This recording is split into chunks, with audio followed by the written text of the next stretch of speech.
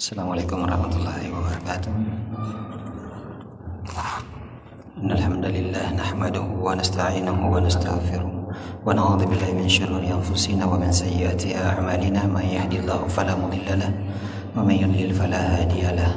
Asyhadu an la ilaha illallah wahdahu la syarika lahu wa asyhadu anna Muhammadan abduhu wa rasuluh. Ya ayyuhalladzina amanu taqullaha haqqa tuqatih wa la tamutunna illa wa antum muslimun.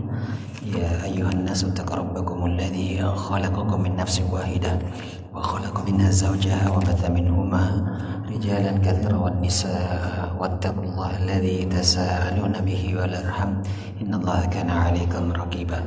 Ya ayyuhalladzina amanu taqullaha wa qulu qawlan sadida yuslih lakum a'malakum wa yaghfir lakum dhunubakum wa may yuti'illaha wa rasulahu faqad faza fawzan 'azima. Amma ba'd, fa inna asdaqal hadithi kalamullah wa khairul hadi hadi Muhammadin sallallahu alaihi wasallam wa sharrul umuri muhdatsatuha wa kullu muhdatsatin bid'ah wa kullu bid'atin dhalalah wa kullu dhalalatin finnar. Tayyib, ma'asyiral muslimin rahimani wa rahimakumullah. Kembali kita memuji Allah Subhanahu wa taala atas segala nikmat yang Allah berikan kepada kita. Nikmat kesehatan, kesempatan, hingga sampai pada malam hari ini kita masih bisa dipertemukan oleh Allah Subhanahu wa taala dalam rangka bermajelis ilmu. Dan tentunya ini merupakan satu nikmat yang sangat besar, karena tidak semua orang yang dimampukan Allah Subhanahu wa taala untuk mendatangi majelis-majelis seperti ini. Maka bersyukurlah kita yang masih diberi kesempatan oleh Allah Subhanahu wa taala. Tayyib. Ma'asyiral muslimin, ikhwani fillah, ahsanallahu wa iyyakum. Semoga Allah Subhanahu wa taala memberikan saya dan kalian, untuk kita semua, kebaikan, wa zadakumullahu hirsan wa ilman nafi'an, dan memberikan kita semangat di dalam menuntut ilmu yang bermanfaat, wa amalan salih, dan juga amal-amal salih. Tayyib. Pada kesempatan malam hari ini, pembahasan kita yaitu nasihat dan risalah bagi orang-orang yang menunda-nunda taubat.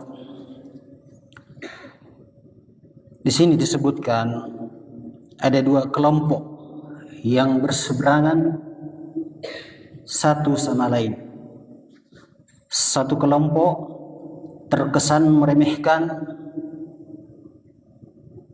terkadang mereka mengatakan, saya akan melakukan maksiat terlebih dahulu, setelah itu saya akan bertobat.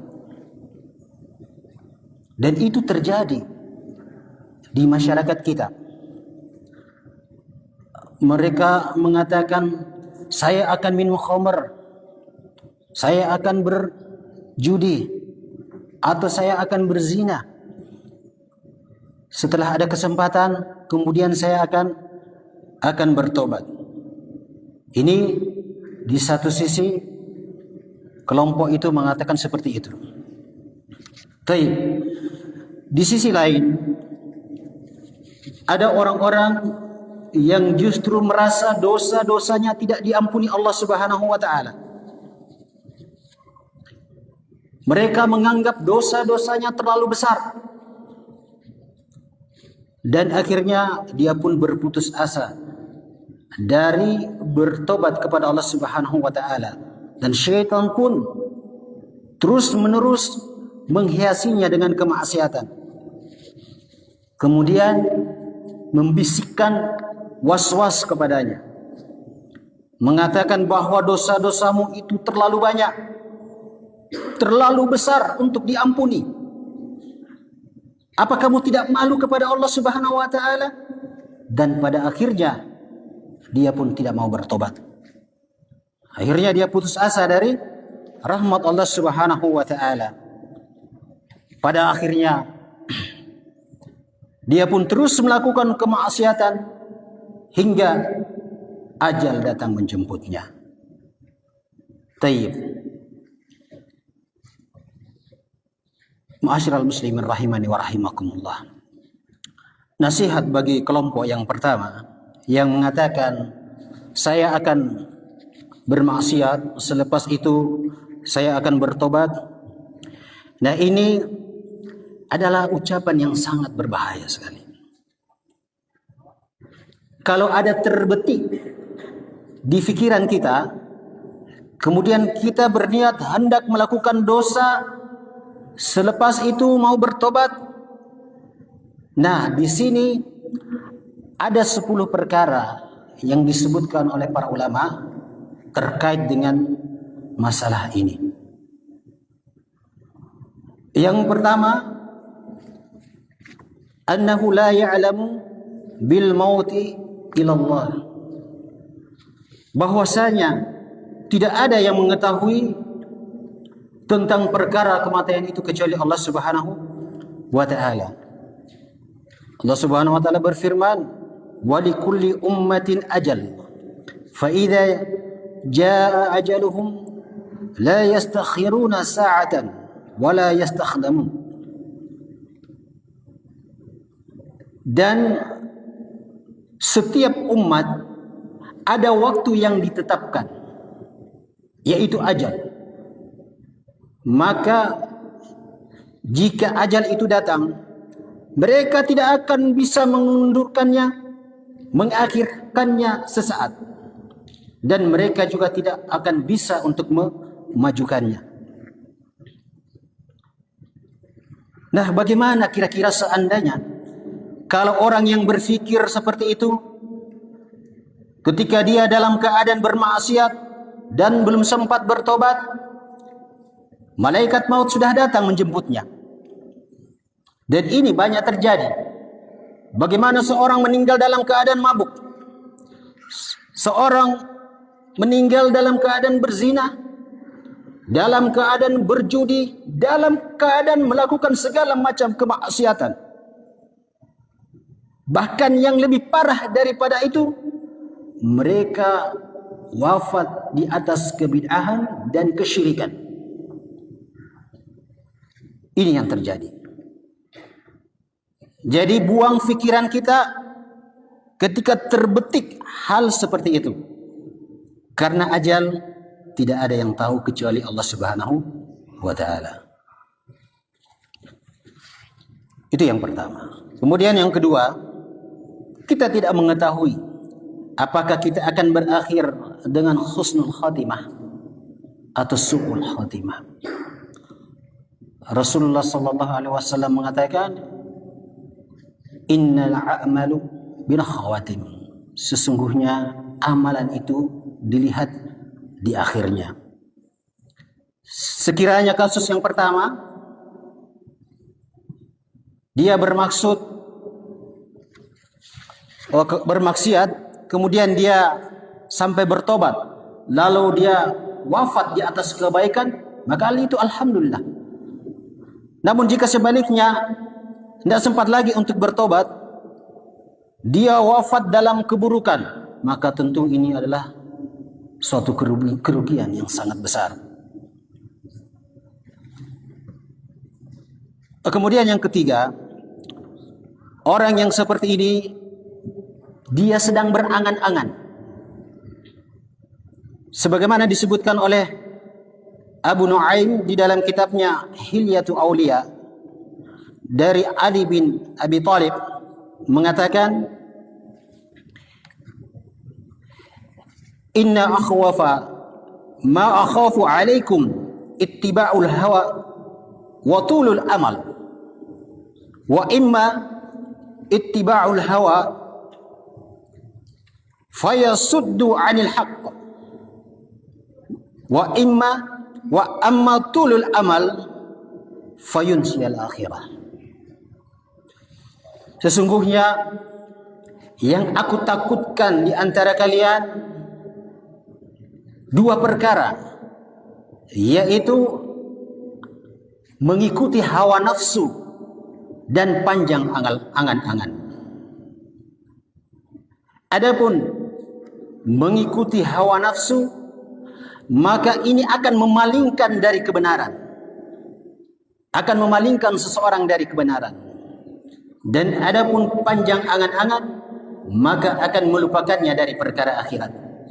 Bagaimana seseorang yang ketika mengejar dunia melupakan kehidupan akhiratnya, hatta zurtumul maqabir, hingga dia masuk ke dalam kubur. Di dalam kubur baru dia faham, baru dia mengerti bahwa kehidupan dunia ini amatlah begitu singkat. Sementara perjalanan menuju akhirat tentu perlu perbekalan yang banyak. Tayyib. Orang yang mengatakan, tidak apa-apa, kita bermaksiat dulu, nanti setelah itu kita baru bertobat. Orang ini sedang melamun. Kenapa demikian? Karena dia akan jatuh pada perkara yang keempatnya. Ini perkara yang keempat, tadi yang ketiga, sekarang perkara yang keempatnya. Mungkinkah setelah dia bermaksiat dia akan bertobat? Itu kan angan-angan dia saja itu.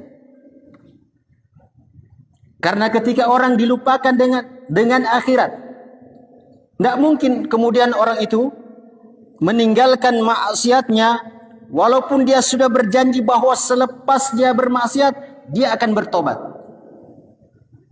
Pertanyaannya, siapa yang menjamin bahwa selepas dia bermaksiat dia akan bertobat? Apakah diri kita bisa menjamin itu? Lah, tidak. Karena taufik itu hanya milik Allah Subhanahu wa taala. Di sana ada hidayatul irsyad dan hidayatul taufik. Hidayatul taufik milik Allah Subhanahu wa taala. Dan kalau Allah Subhanahu wa taala mencintai seorang hamba, Allah akan berikan hidayah kepadanya. Lalu bagaimana agar seorang hamba itu dicintai Allah Subhanahu wa taala? Yaitu selain melaksanakan segala perkara-perkara yang diwajibkan oleh Allah Subhanahu wa taala, tentu juga dibarengi dengan perkara-perkara sunnah.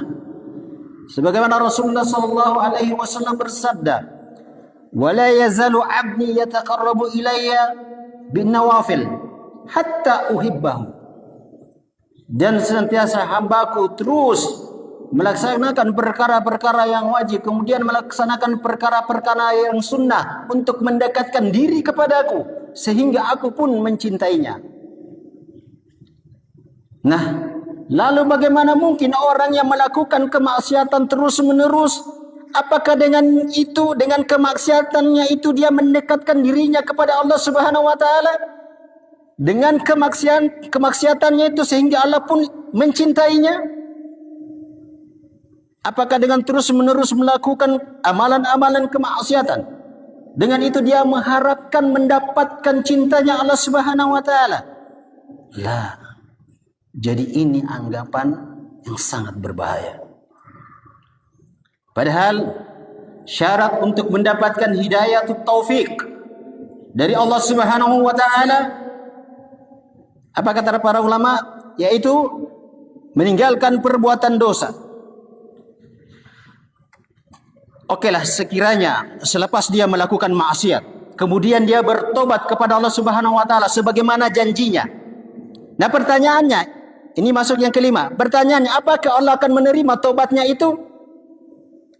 Padahal syarat tobat itu ada 4 kan? Yang pertama al-ikhlas anidz dzanbi, yaitu meninggalkan seluruh perbuatan dosa yang telah dia kerjakan.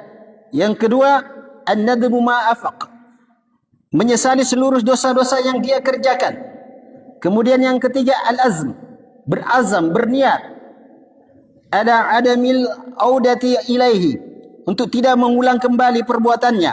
Dan yang keempat, kalau berkaitan dengan orang maka haknya dikembalikan. Nah, di sini ada kalimat an-nadm. Betul enggak ketika dia bertobat dari dosanya itu dia menyesal? Apakah ketika dia sudah berzina, minum khamar, berjudi, dan segala macam bentuk kemaksiatan, dia akan benar-benar menyesali perbuatannya itu? La, tidak. Kenapa bisa? Karena dosa yang dia lakukan itu sudah dia rencanakan. Itu masalahnya. Dosa yang dia lakukan itu sudah dia rencanakan. Lain halnya dengan dosa yang memang dia tidak rencanakan sama sekali, karena mungkin dikalahkan oleh hawa nafsunya, sehingga kemudian akhirnya dia bertobat. Ini lain masalah. Ini bisa jadi diterima tobatnya. Kalau yang pertama tadi tidak. Itu yang kelima. Kemudian yang keenam, ingat, perbuatan dosa itu akan melahirkan dosa yang lain. Umumnya seperti itu. Demikian juga dengan ketaatan, akan melahirkan ketaatan-ketaatan yang lain.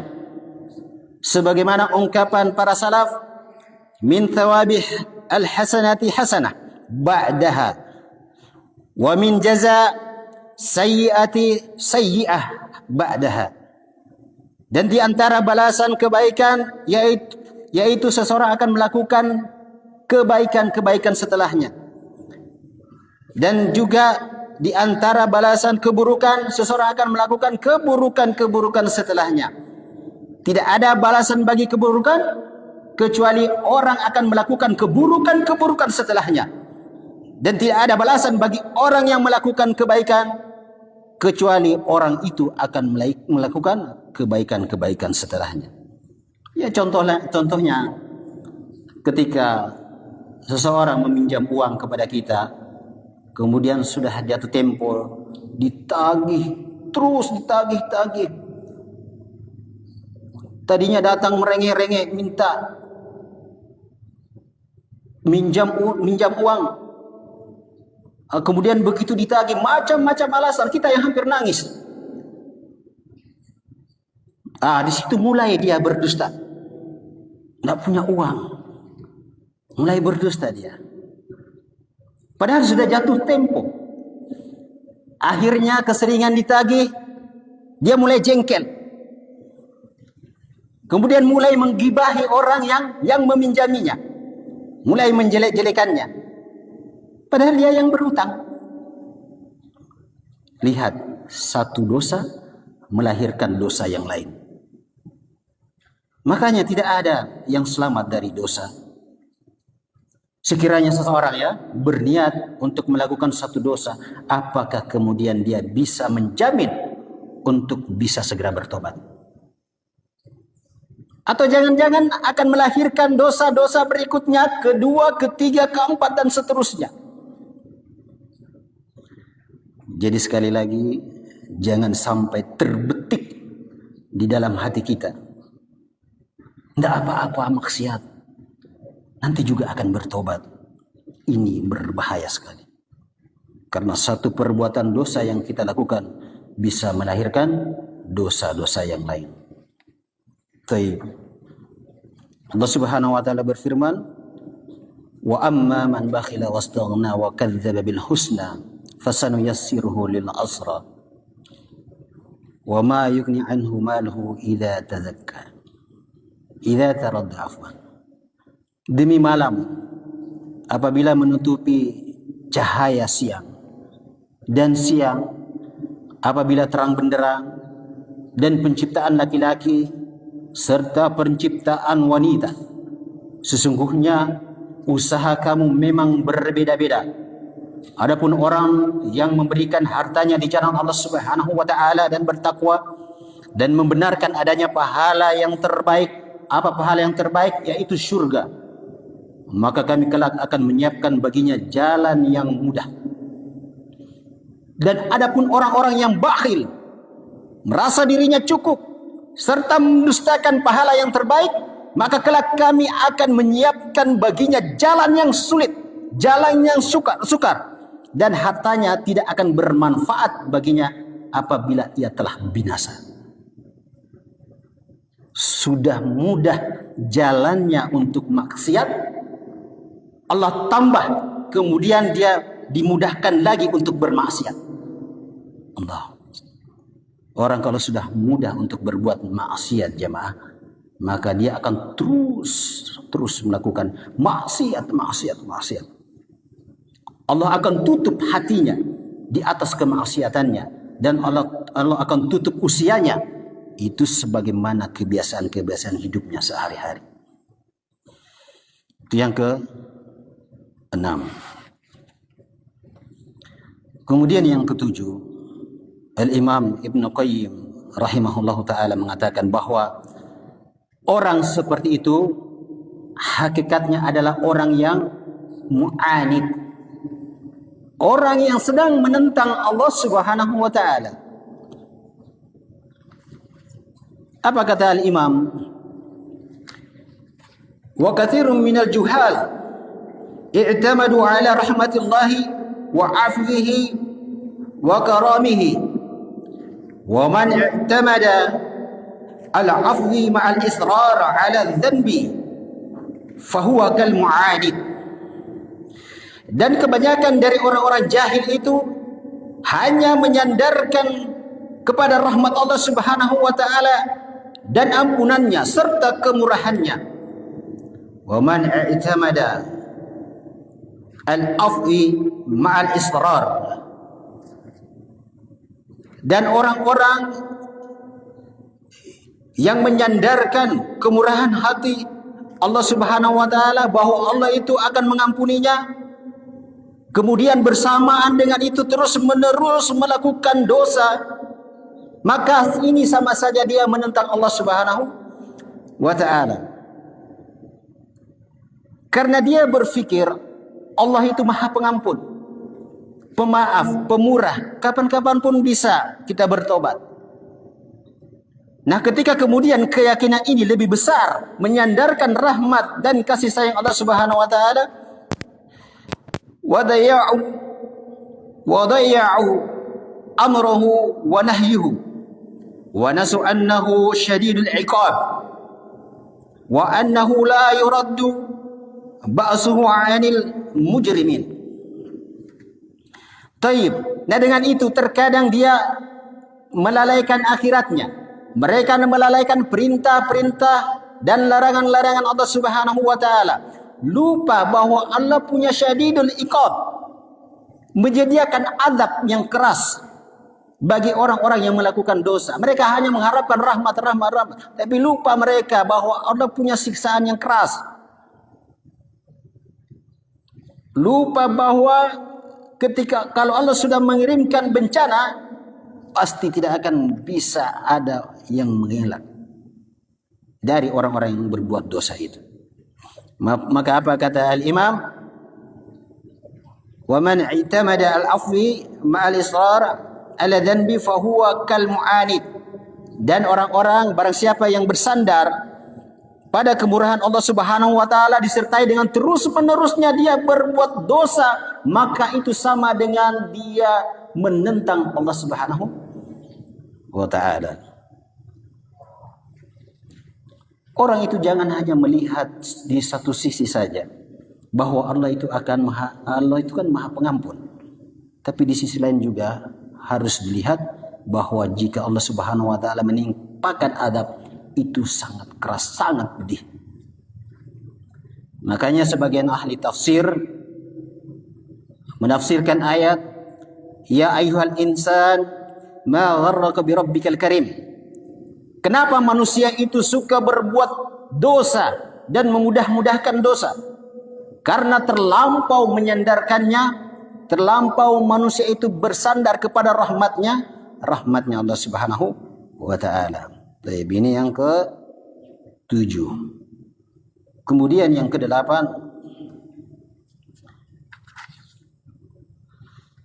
orang ini merasa aman dari makarnya Allah Subhanahu wa ta'ala. Allah Subhanahu wa ta'ala berfirman, afa aminu makarallahi fala ya'man makarallahi ila al-qawmin khasirun. Maka apakah mereka merasa aman dari adab Allah Subhanahu wa ta'ala? Tidak terduga. Tidak ada yang merasa aman dari adab Allah Subhanahu wa taala kecuali orang-orang yang merugi.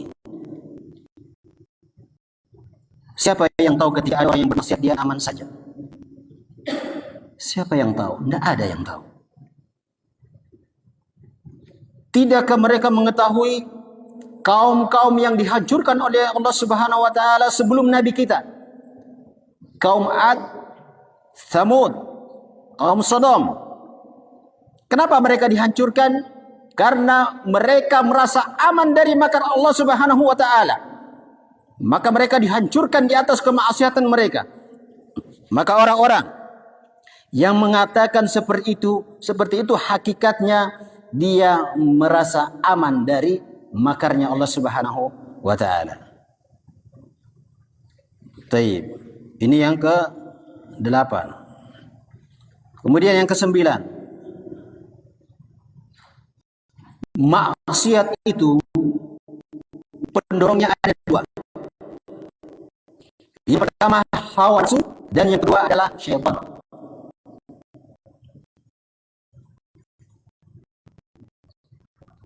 Yang pertama, inna nafsa lil maratu li amaratu bisu.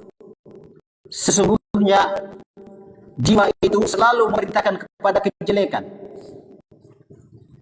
Salah satu hal yang sangat berat dalam kehidupan seorang muslim adalah berjuang melawan dan menundukkan hawa nafsunya, serta mendorong jiwanya agar senantiasa taat kepada Allah Subhanahu wa taala. Seorang muslim harus senantiasa memaksa jiwanya untuk teguh di atas kebenaran. Dan dia pun senantiasa memohon pertolongan Allah Subhanahu wa taala agar mampu istiqomah di dalam menundukkan hawa nafsunya. Nah, di sini terdapat 2 jenis dari manusia. 2 jenis manusia yang ketika berinteraksi dengan hawa nafsu. Yang pertama, manusia yang berjuang melawan dan menundukkan hawa nafsu dan dia menundukkannya agar segera melakukan kebaikan dan ketaatan. Ini manusia yang pertama yang berjuang melawan dan menundukkan hawa nafsunya. Kemudian yang kedua, manusia yang membiarkan hawa nafsunya sehingga membiarkan dirinya terjerumus dalam kemaksiatan dan dosa. Allah Subhanahu wa taala menyebutkan 2 jenis manusia ini di dalam firman-Nya, qad aflaha man zakkaha wa qad khaba man dassaha. Sesungguhnya beruntunglah orang-orang yang menyucikan jiwa itu dan sungguh merugilah orang-orang yang mengotorinya. Allah Subhanahu wa taala telah membentuk 2 potensi jiwa ini pada diri manusia, yaitu nafsun amaratu bisu', yang kedua nafsun mutmainnah. Nafsun amaratu bisu', nafsu yang selalu memerintahkan kepada kejelekan, dan nafsu yang tenang dan damai, nafsun mutmainnah. Keduanya saling bertentangan dan bertolak belakang. Hal yang paling berat bagi orang yang memiliki nafsu amarah bisu', nafsu yang sering memerintahkan kepada perkara kejelekan, hal yang paling berat bagi dia adalah melakukan ibadah, ketaatan kepada Allah Subhanahu wa taala. Sedangkan sebaliknya, perkara terberat bagi seorang yang memiliki nafsu mutmainnah, nafsu jiwa yang damai dan tenang, itu adalah melakukan maksiat dan dosa. Ini perkara berat bagi dia. Allah Subhanahu wa taala berfirman, "Walaula fadlullahi 'alaikum wa rahmatuhu ma zakka minkum min ahadin abada walakin Allah yuzakka may yasha wallahu samiun alim." Sekiranya tidaklah karena karunia Allah Subhanahu wa taala dan rahmatnya kepada kamu sekalian, niscaya tidak ada seorang pun dari kamu bersih dari perbuatan keji dan mungkar untuk selama-lamanya. Tapi karena Allah Subhanahu wa taala membersihkan siapa saja yang dikehendakinya, dan Allah Subhanahu wa taala Maha mendengar lagi Maha mengetahui. Nah, ini faktor pertama yang mendorong orang berbuat maksiat, karena hawa nafsu. Yang kedua, syaitan. Allah Subhanahu wa taala berfirman, qala fa bi izzatika la akwiyannahum ajma'in. Iblis berkata, demi kekuasaan Engkau ya Allah, ya Rabb, aku akan menyesatkan mereka semuanya. Aku akan menggoda manusia seluruhnya, siapa saja yang berada di atas jalanmu yang lurus. Qala fa bima aqwaitani la aqudanna lahum siratal mustaqim. Iblis menjawab, karena Engkau telah menetapkan saya tersesat, saya benar-benar akan menghalang-halangi mereka dari jalanmu yang lurus. Thumma la'atiyannahum min baini aydihim wa min khalfihim. Kemudian saya akan mendatangi mereka dari arah depan dan belakang mereka. Wa an aymanihim wa an syama'ilihim, dan dari kanan serta kiri mereka. Wala tajidu aktsarahum syakirin, dan engkau tidak akan mendapati mereka kebanyakan mereka bersyukur. Mereka tidak akan bersyukur. Dan sekarang berapa banyak orang yang berkawan dengan iblis, membawakan sesajen, bawa ini, bawa itu, sudah tidak terhitung lagi jumlahnya, jemaah. Nah, kalau ada orang yang mengatakan, tidak apa-apa, saya maksiat dulu, nanti setelah itu baru bertobat. Ingat, syaitan itu tidak mungkin melepaskan wali-walinya. Orang-orang yang meletakkan loyalitasnya kepada dia, itu tidak mungkin dia akan lepaskan begitu saja. Bahkan kalau dia bermaksiat, syaitan akan mendorong untuk terus berbuat maksiat. Dan kalau ada niat untuk bertobat, syaitan akan membisikkan was-was kepadanya dan mengingatkan, terus saja lakukan maksiat, terus saja lakukan maksiat. Nanti setelah itu baru engkau tobat. InsyaAllah taubatmu akan diampuni Allah Subhanahu wa taala. Itu terus dibuat nasihat seperti itu oleh syaitan. Allah Subhanahu wa taala berfirman, istahwadha alaihim syaitan fa'ansahum dzikrallahi ulaika hizba syaitan, ulaika hizbu syaitan, ala inna hizba syaitan humul khasirun. Syaitan itu telah menguasai mereka, lalu menjadikan mereka lupa mengingat Allah Subhanahu wa taala. Mereka itulah golongan-golongan syaitan. Ketahuilah bahwa sesungguhnya golongan syaitan itulah golongan orang-orang yang merugi. Nah, dua sumber inilah yang mendorong kemaksiatan. Lihat, kalau kita bermaksiat berarti kita mengikuti kehendak syaitan. Kemudian yang terakhir, yang ke-10. Orang yang mengatakan seperti ini dikhawatirkan dia akan kecanduan dengan maksiatnya. Maka ketika dia sudah kecanduan dengan maksiatnya, maka Allah kemudian akan menutup hatinya.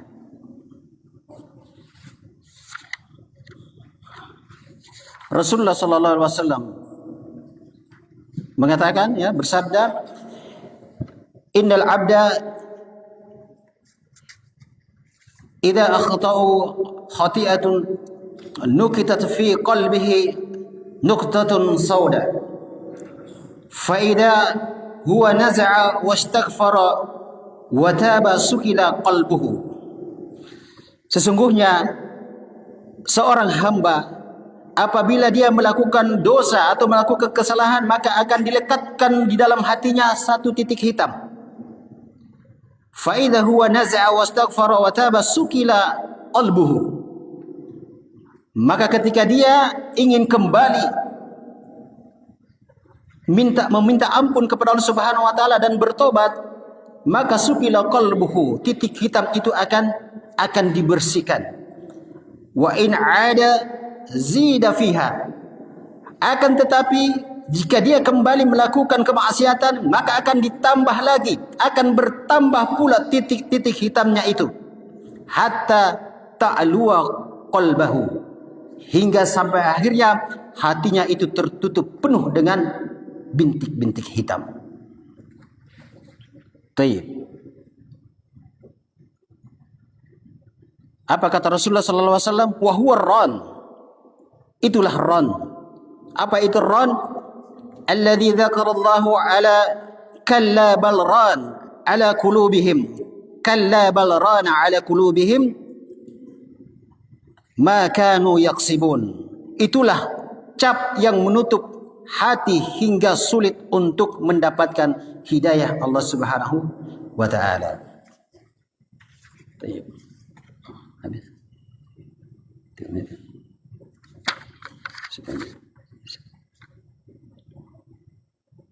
Baik. Karena hati itu Nabi ibaratkan seperti sebuah gelas.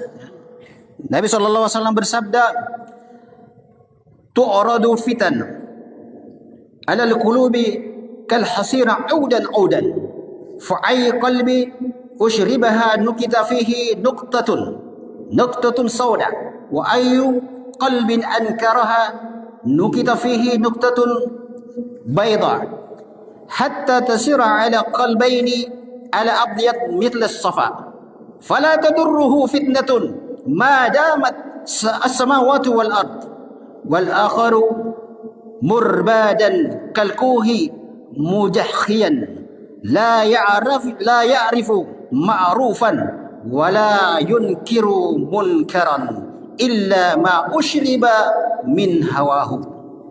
Fitnah itu akan dihamparkan pada hati manusia seperti tikar yang tegak saling silang menyilang antara satu dengan yang lain.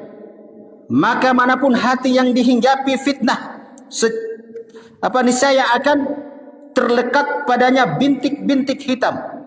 Begitu juga hati yang tidak dihinggapi titik hitam, maka akan melekat padanya bintik-bintik putih, sehingga hati tersebut terbagi menjadi dua. Sebahagian menjadi putih bagaikan batu licin yang tidak lagi terkena bahaya fitnah selama langit dan bumi. Madamatis samawati wal ard, selama langit dan bumi masih ada, mereka tidak akan terkena fitnah.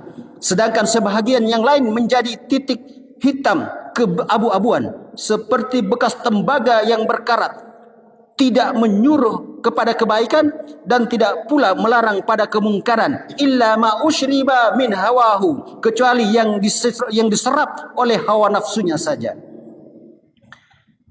Taib. Kalau gelas itu Nabi mengibaratkan hati itu seperti sebuah gelas. Kalau gelas itu betul-betul berdiri dengan lubangnya menghadap ke atas, maka air masih memungkinkan untuk masuk ke dalamnya. Akan tetapi jika sebaliknya, dengan bagian bawah gelas menghadap ke atas, maka sebanyak apapun air yang akan ditumpahkan ke dalam gelas, itu tidak akan bisa untuk mengisi gelas tersebut. Maka hati seorang yang beriman seperti gelas yang lubangnya menghadap ke atas, mudah menerima nasihat. Sedangkan hati ahli maksiat itu seperti gelas yang lubangnya menghadap ke bawah, tidak mempan lagi dengan nasihat. Al-Quran lewat, hadis-hadis Nabi lewat, tidak mempan, tidak ada lagi nasihat yang bisa masuk karena gelasnya terbalik. Nah, inilah 10 nasihat bagi orang-orang yang terfikir untuk melakukan maksiat, setelah itu kemudian akan bertobat. Taib. Mungkin cukup ini saja yang bisa kita sampaikan karena waktu mungkin sudah tiba waktu Isya. Insyaallah pada subuh, sebentar subuh kita lanjutkan kembali kajian kitab kita. Taib. Mudah-mudahan ada manfaatnya. Subhanakallahumma bihamdik asyhadu an la ilaha illa anta astaghfiruka wa atubu ilaik. Assalamualaikum warahmatullahi wabarakatuh.